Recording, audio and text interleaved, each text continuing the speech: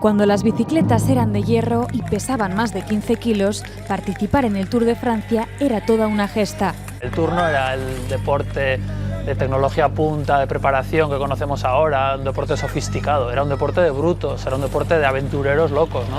El primer español en completar el recorrido fue un jacetano, José María Javierre. Lo hizo en 1909, pero su hazaña pasó desapercibida. Más de un siglo después, Ignacio y Carlos Naya han contado su historia. Tuvo que emigrar a Francia buscando una vida mejor. Su nombre, afrancesado, pasa de Javierre a Avierre, queda escondido y su historia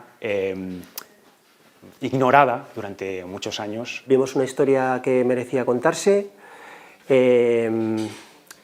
Teníamos poco material gráfico del personaje de Javierre y decidimos a partir de ahí embarcarnos en recreaciones de época. En la piel de su protagonista está Borja. Las bicis con las que nosotros recreamos esas escenas pesaban 17 kilos, solo tenían un piñón. Con esas bicis y en carretera sin asfaltar, pues eran hazañas o milagros acabarlas. Sin equipo ni asistencia técnica, Javierre fue un isolé. Así se conocía a quienes participaban en solitario. 100 años más tarde, su proeza reescribe la historia del Tour.